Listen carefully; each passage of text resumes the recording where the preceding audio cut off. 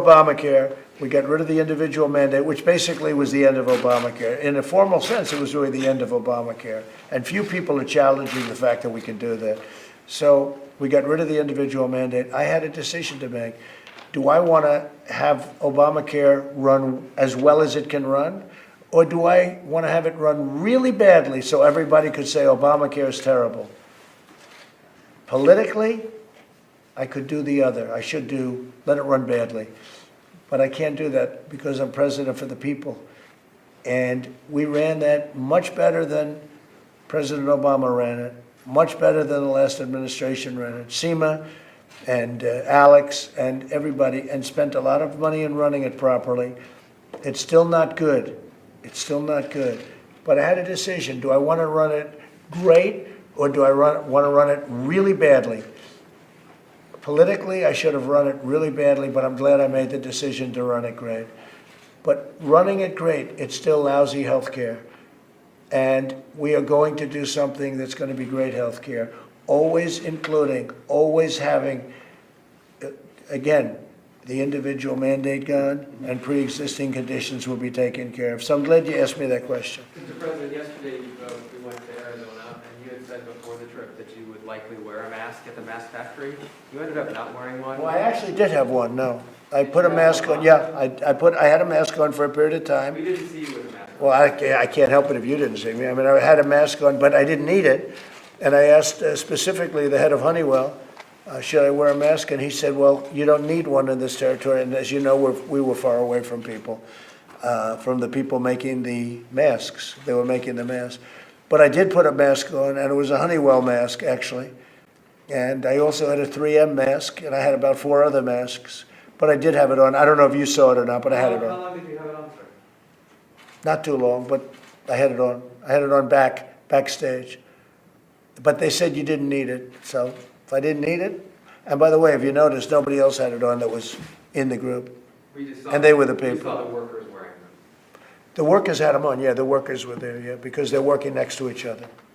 Okay? Mr. President, what kind of message does it send that you're surrounded by nurses who are not doing social distancing, who are not wearing masks? What kind of a message? Well, I can't help that. I mean, look, I'm trying to be nice. I'm signing a bill, and you criticize us.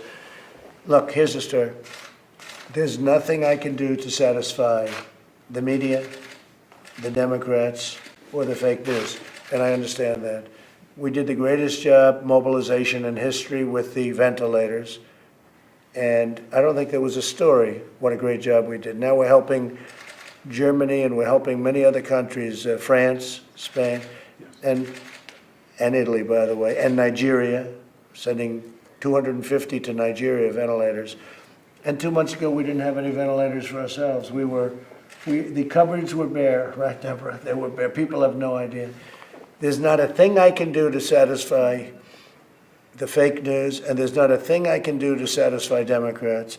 I watched this phony Chuck Schumer. Everyone in New York knows he's a total phony. He brought nothing back to New York except salt. You know what salt is? Bad tax policy. He brought salt back. He didn't even fight it. I watched him the other night on a show, and all he could talk about was testing, testing, testing. And yet I showed a chart yesterday where our testing is far superior to anybody else's testing. And then the other thing is very interesting. Because we did so much more testing, we have more cases. If I did little testing, we'd have practically no cases. So the headline was, we have more cases than anyone else. Well, China has more cases than us, and other big countries. You know, you're talking about big countries. But they don't want to choose, they don't want to use that. The fact is, we've done better testing, more testing. In fact, we've done, as of 2 days ago, more testing than the entire world together. You would add every country together, we've done substantially more testing than the entire world together. And all I get is, oh, we have more cases. You understand that. We have more cases because we do more testing. If I don't do testing, we don't have any cases. So as I do more testing, they say, but you have more cases. They're very smart, but they're very devious people. And in many cases, very bad people. And in some cases, very good ones. There's a couple of good ones here. Could we ask the Please. man who was sleeping on the floor behind you a question? Up until recently, we've heard a lot of stories of hardships on the front line, owing to a shortage of PPE, masks, that sort of thing. Can you tell us, did it get bad where you were, and what's the situation now compared to what it was? Sure, there's always a lag time between what happens in real time versus when you guys get it and run it, you know. So the PPE, the ventilator situation, yes, it got to a point where it was getting bad, but manufacturing ramped up. And I think those are two things that we knew we would take care of as a country. The third thing that we can't manufacture, and I've talked about this before, is a doctor or a nurse or, you know, essential personnel. We can't just manufacture them. So ultimately, that ended up being the weakest point for us on the front lines. We had the PPE, we had the ventilators in time, but we just didn't have enough people. We couldn't get them there fast enough. And one of the things we did is we sent in the military doctors and nurses, and I think most of you have seen them and some of you have worked with them, but they did a fantastic job. John, we had a lot of the military, like we took the Comfort because they didn't need the ship, and we took the Comfort and we took the doctors and nurses and we sent them all over New York and New Jersey. We took doctors and nurses out of the convention center, the Javits Convention Center, and many of them went throughout New York. So we did a job. And we weren't even supposed to have doctors in the convention center, but we ended up putting there. So we had a lot of, because it's true, what you're saying is right. The man and woman power was one of the toughest things. Mr. Luke, are you, and all of you, are you seeing now that the supplies are what they need to be? Yeah. Yes.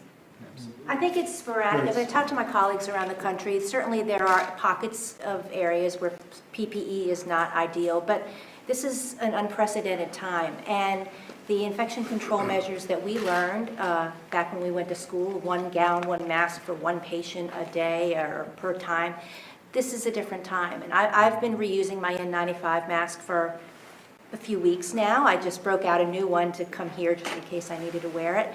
To answer your question earlier, we're all COVID-19 free. We were all tested. Yes. So we're not socially distancing, but we're all negative, and we wouldn't do anything to harm our president, obviously. Everybody's been tested, you. Yeah, we were all tested. I hope the test works, right? So we're all tested, we're all negative, and so that's why we're not socially distancing and why we're not wearing masks. Certainly, and I've had several tests throughout this whole COVID-19 crisis. I practice in New Orleans at a community health center. My youngest patient has been 4 days old, a 4-day-old infant.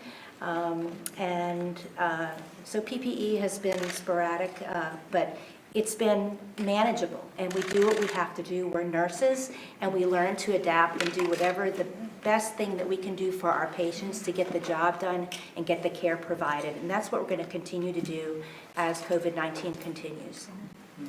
Sporadic for you, but not sporadic for a lot of other people. Oh, no, I agree, Mr. President. Because I've Absolutely. heard the opposite. I've Yeah. heard that they are loaded up with gowns now, and, you know, initially, we had nothing. We had empty cupboards. We had empty shelves. We had nothing, because it wasn't put there by the last administration. And I've heard that we have, I just saw it yesterday, where they're making millions of masks a month in a factory from, you know, in that case, it was Arizona. It's great. We have other factories being built now for masks. And for the most part, I mean, that was fine, but I've heard we have tremendous supply to almost all places. I'm not Stories. saying- You know why? Because they're No. fake news, that's why. I have to say, I really appreciate you saying that. It's so nice that you stepped up, because they're fake news. Respectfully, though, sir, at the beginning. No, when I took over, it's different. Now, I will say this, there was a period of time, but between Russia, and all the stuff that these characters put us through, it's not so easy. And despite that, I've done more than any other president in history in the first 3 years as president. And you can look at that from any way you want to look at it, from rebuilding the military, to cutting taxes, to getting rid of regulations at a level that nobody's ever come close to saving your Second Amendment, which is under siege, by the way. So, you know, we've done, but I really appreciate your statement. That was really beautiful, and On we the did. issue of masks, I mean, I remember at the beginning of this crisis that you all were That's encouraging right. We people didn't have enough. not to wear them in order to have it for them. You're right, but So that was there at was the- not enough at the beginning. You're right, Jeff, and the reason that we did such a good job is because we were able, now we have factories all over doing masks and building our own masks and doing them, because a lot of countries, I don't want to be specific,